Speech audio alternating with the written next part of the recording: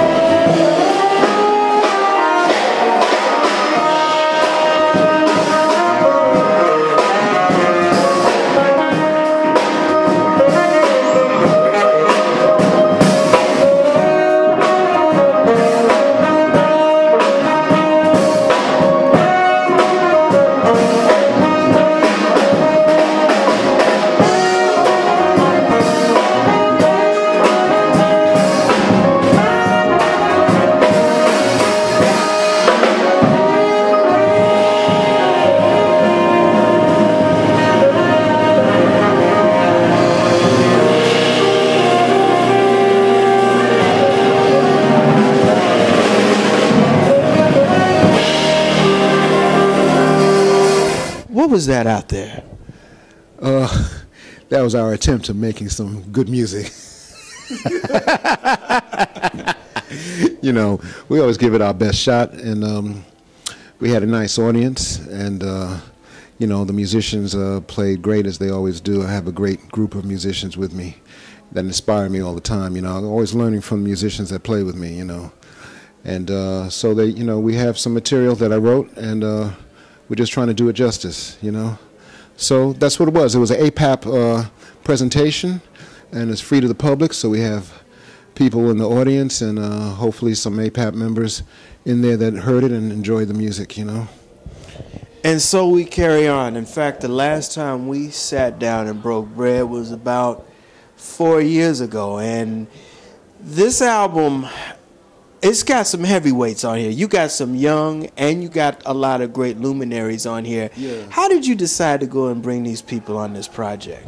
Well, I write a lot of times. I kind of, I've listened to the masters. I've tried to study what they do. I try to emulate them, not in a verbatim kind of way, but in a way that is part of the art, what they teach us about the art. So, Duke Ellington's band, he wrote for the guys in his band. And I try to write for musicians that I know, and I think about musicians when they're pieces that I want to record, guys that I think can really can execute where I'm coming from, So a lot of the guys on the new record I've played with over the years, Monty Alexander and Bob Cranshaw, guys like that are on the record, and I wanted to incorporate them into a situation with my working band, which at the time has been Donald Vega, Essie at Steve Williams, and Eric Wyatt. So all of those guys are on the record with the addition of some guest artists with Wallace Roney, Kenny Garrett, Warren Wolf, and Jeff Tain Watts, and also great percussionist drummer Steve Jordan, along with Kamadi Denizulu and Victor Cien. So it's quite a illustrious group of people. You hit on a couple of beautiful renditions. In fact, the last album on Decades, you did Bread's If, but now you went in a whole nother direction on Annie's Tomorrow. Yeah. Well, that was in line with the idea of the recording. And So We Carry On is really about people's music for the people, music for people who are having a hard time facing the challenges of life. I mean, these challenges are always going to be here for us, but it seems like over the past year or two, things have become extremely difficult for a lot of people, and we've had a lot of natural disasters. We've had a lot of economic troubles, with national economies that affect people pretty dramatically. So, and people also with illness, with sickness. I mean, there are a lot of things going on right now, and maybe it's the technology that brings this closer to us, that we know more about these things now. But it seemed to me that knowing that music is a healing power, is a healing element, a mechanism that we can use. I wanted to write music and record music with that in mind, to try to, so that the listener can be uplifted and feel like they're empowered. So that's what So We Carry On is about. And Annie, Tomorrow from Annie, is it fit right in that equation. Things might not be correct right now, today, but tomorrow the sun's going to come out, and you have to keep your eye on that prize. You have to keep moving forward, and as opposed to getting caught up in the minutia of the problems and the issues, because they're always going to be there.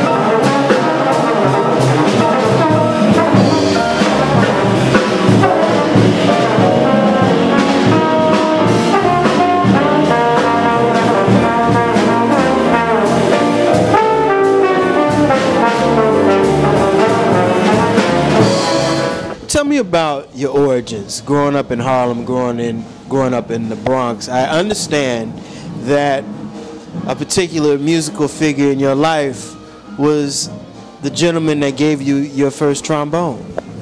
Well, yeah, my uncle, who everybody knows, Sonny Rollins, gave me my first instrument around, I guess I was about 7 years old.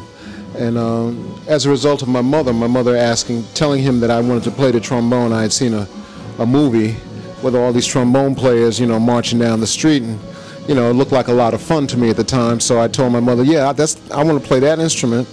And so she told Sonny, and Sonny got me my first trombone, And at that time, I really didn't, take it too seriously, I was just, young kids at that age, you're scattered, you're learning and doing a lot of different things. So, but for some reason, the instrument stayed with me. We had a robbery in our house and they stole my horn, and I started to play drums and saxophone a little bit, but I came back to the trombone, always came back to the trombone. And, I got some formal training. I played well enough to finally get into the High School of Music and Art, And when I got in there, I met a lot of really, really great musicians, Very inspiring situation there. And some of those musicians I'm very friendly with to this day, and actually work together professionally to this day, And so that's kind of how that happened, I wanted to ask you, because the last time we talked, we really never got into how you developed. Every musician learns the rudiments, but the trombone had some great teachers, and some of them are still with us. Yeah. Tell me how you really developed the pattern to learn the rudiments of the trombone. Well, it was funny with me because my formal training, of course, I had private lessons. I started with private lessons with teachers in a very general kind of way, which, for young people coming up, they just learn the basic fundamentals of playing any instrument. And I got interested, the music that I started listening to, when I was in my early teens, very early teens, I was listening to Motown, and I was listening to, I started kind of moving into the horn bands. They had a lot of bands in pop music in those days that had a lot of great horn sections, Chicago, Blood, Sweat, and Tears, Mandrill, Kool and the Gang, all these. So, and there were a lot of bands around New York City at that time. So I started playing, I think I was about 15 years old, and I started playing with this band in Harlem called Oral Caress. And they were, but they were well known, you had a lot of bands, around New York, and they were well known, and they were one of the better bands, and, we played opposite Kool and the Gang. There used to be a club called Across 110th Street. And we played at that place opposite Kool. I don't remember even what year it was, but there were a lot of bands like that around where if you were a horn player, you could sit in and play. You could play with these bands. Now, as far as jazz music, or what we call jazz music, is concerned, I didn't. I was listening to it. I always, because in my home, my father was a church organist, and my mother was a musician, a singer, and piano player as well. So they listened to all kinds of music. And as a result, I listened to all kinds of music. So we had gospel music, we had jazz music, we had country and western music, we had the popular music of the day, Johnny Mathis, all these records, things like that, So I got a nice, well-rounded environment I was in, musically. But I didn't really start checking out. I would listen to my uncle's records. And as a result, that kind of drifted me into some of the trombone players that we're talking about. And as a result of listening to Sonny, I started hearing J.J. Johnson, who was I would say my first and major influence, And then from there, as I started getting more involved with jazz music, then I found out about Curtis Fuller. And then I found out about some of the other, at that time, there was some other, Irby Green was a trombone player that was well known at that time, and, so that's kind of how, I started listening and started developing in that way. And then I started, when I got to music and art, there were a few trombone players that were very interested in jazz music, and we would sit and start shedding together and, start to learn, like, little lines and patterns and things like this. And it just, it went from there and it just started to escalate, And it grew and grew, and I just started playing around, playing with more young musicians. But actually, in those days, there was no real formal training in the schools for jazz. And this is not really that, I say in those days, but it's not really that long ago. And it's funny, I just had a conversation with a couple of the young guys who are in my group playing with me tonight. And, they come out of a kind of a paradigm of academia, where you go to school and you learn this music in school. And I was telling them, and actually both of them are involved with Manhattan School of Music, and I was just telling them, when I was at Manhattan School of Music, they didn't have a jazz curriculum, they didn't have a jazz program, and now they have a degree program, and now they have all kinds of things going on, But it's very interesting. In those days, no, I learned about the music from going to places like the Muse in Brooklyn, and going down to Studio Rivby, Sam Rivers had a place on the Lower East Side, by hanging out with musicians in the clubs at a young age. I used to go in back door of the Village Vanguard, and Freddie Hubbard would be there, and Cedar Walton, and all these people. It was an incredible experience, and being able to hear them play that music. And then also, I started to develop more and play. I started going down to Barry Harris had a center, a jazz center down on 8th Avenue. The Workshop. And I was in there a lot. I used to play in his band and, really learned a lot about. And then there also, there were so many musicians that would come through there. I met a lot of people. I met Charlie Rouse there. I met a lot of great musicians just there, And that's something that I don't know if the young people have today, because a lot of these people are gone. A lot of these masters are gone.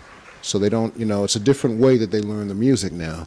But I don't know. I don't want to go into whether it's, at this point, I don't want to go into that right now, whether it's as viable a way or not. But that's how it happened with me. I didn't have formal training in school for jazz music. I learned on the bandstand and, just hanging out, because the music this is a culture. It's beyond playing patterns and knowing what to play over chord changes and things like that.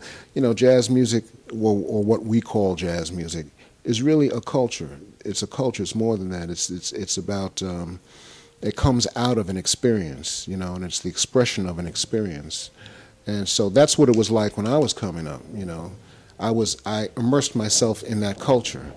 And I was able to do so, and the musicians were always welcoming, all the older musicians, I wouldn't always play, but I'd just be on the scene, and they were always very gracious to have, to me, and, I could hang out, listen to them, talk about music, play music, It was a very interesting time, I was glad that, that I was able to meet some of these great masters while they were here,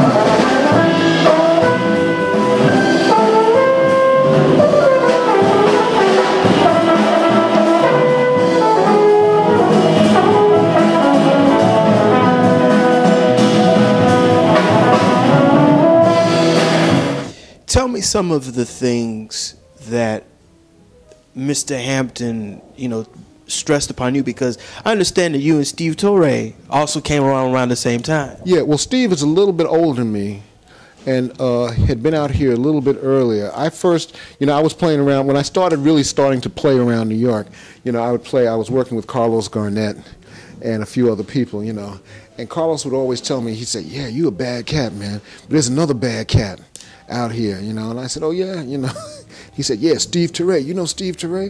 So I said, no, I don't know Steve Torre. I never heard, but his name would always float, around. And it wasn't until one night I went down to the Village Vanguard. To the Village Gate. And they were having a fundraiser for WRVR radio, which was the premier jazz radio station in New York at that time. And this thing, it was an incredible fun. All the musicians were there, all of them. And it was it was just some place to be. Everybody came out. Jackie McLean, everybody, And so I was in the audience. I was just like kind of hanging on by the entrance, and Rahsaan Roland Kirk came on, and Steve Torre was playing with Rahsaan Roland Kirk, and so when they came off the bandstand, I made it a point to introduce myself to him and meet him, and I didn't see Steve again for a number of years, and it wasn't until I was at Manhattan School of Music, and I had the same teacher, John Clark, who was with the Metropolitan Opera at that time, that another great trombonist that was working in New York City at that time we had the same teacher, and the teacher had asked her, or she had asked this teacher if he knew about any musicians, any trombone players that could really play, because Slide Hampton was putting together this trombone choir. He wanted to put this choir together, and he was looking for, musicians, trombonists that would be able to handle it. And so she asked our mutual teacher, and he said, well, you should give Clifton a call. He plays well, So she called me up. Her name is Janice Robinson. And Janice I don't know if she's playing actively today, but she's around. And I think she teaches at the New School, as a matter of fact. But Janice called me and asked me if I'd be interested in doing it. And I said, oh, well, of course, And I had heard Slide on record, on a couple records, but I wasn't really that familiar with him completely, not like JJ and more like Curtis. So I came down to rehearsal, and it was an incredible experience because he had about 7 or 8 trombone players at that time. A guy named Bill O'Hashy, who used to be around New York City. I don't know where Bill is right now, but he was like a studio player, did a lot of fine work around New York.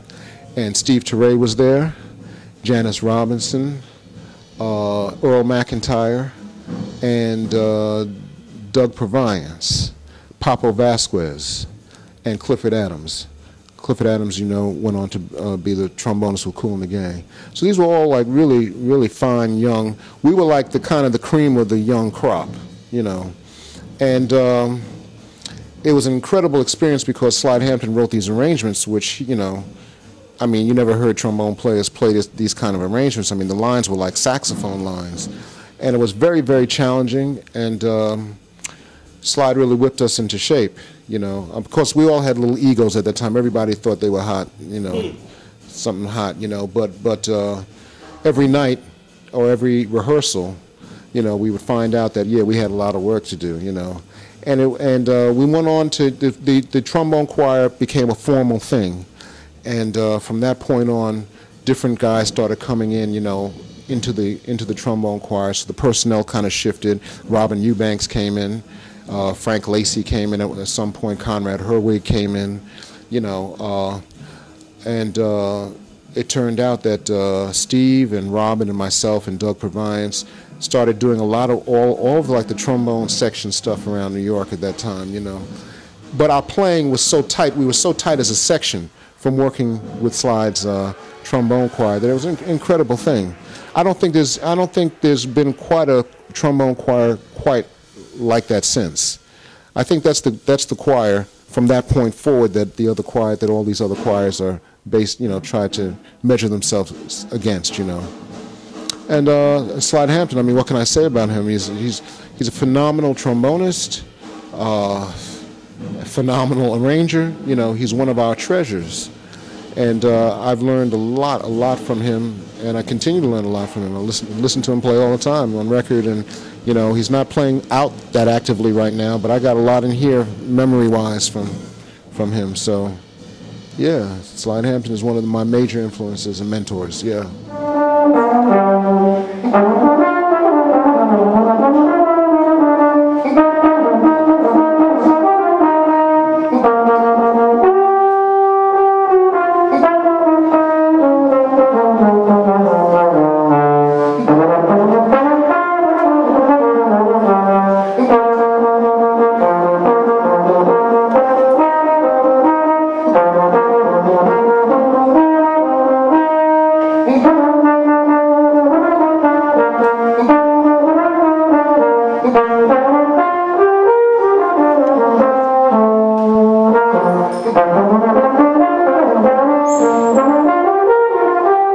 Clifton, you know, every trombone player brought a different swag to the instrument.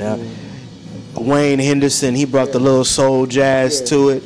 Bob Brookmeyer brought a little swing to hit. Curtis was he was the troubadour of all the trombone players. What does Clifton Anderson bring to the instrument? Well, I like to think that I have a unique sound, my own approach to playing, which is a kind of a amalgam of all of my predecessors, you know. So people have told me they hear Curtis in my playing. They hear, you know, a lot of people tell me they hear JJ in my playing, you know. But you know, I played with Sonny Rollins for almost 30 years, and so I have a conception which you can't help but, you know, get some things in a situation like that, approaches to music. So I have a funny kind of combination of things that go on in the way I approach soloing and in the way I approach writing music. You know, I write very lyrical pieces, you know, melodies. I like to try to write strong melodies. You know, they don't have to be complex. They can be, but I like to write things that are right to the point, because I think that's the hardest thing to actually do. You know, a lot of people sometimes feel like, you know, it's hard to write a complex piece of music, and it very well may be, but for me, it's much harder to write a very concise melody, and that's accompanied harmonically. That's just pristine. And you know, and in jazz music we don't, you know, I mean, the masters write like that, you know. So that's what I'm shooting for. I'm trying to get my writing to a place where I can, you know, offer something like that. I mean, I think I'm on the way. I'm on the right track, you know, because people tell me they love my songs, and that they'll wake up like in the morning, all of a sudden they're humming something. They say, what is that I got in my head? And it's one of my songs, they tell me. So, you know, I mean, that's the idea. That's what I'm going for. So that's kind of what I think is part of my whole, you know, package. My sound, I think people also tell me that, you know, they know when it's me. They can tell my sound now very clearly. So, I mean, all those things are, you know, that's what I'm shooting for. You know, I can't say that I'm there, you know. It might take me the rest of my life to try to get to what I'm trying to get to, but that's my focus, you know. That's what I'm trying to deal with. That'll do it again for another edition of the Pace Report, reporting live here at Intersection here in New York City as part of this year's 2013 APAP Winter Conference. I'd like to personally thank Mr. Clifton Anderson for his time, as well as the staff and management here at Intersection, as well as the festival organizers for this year's 2013 APAP Winter Conference. As always, please visit my website, www.thepacereport.com, for my weekly column as well as my past segments. Until next time, remember, if it's in the groove, it'll make you move. Till next time, peace.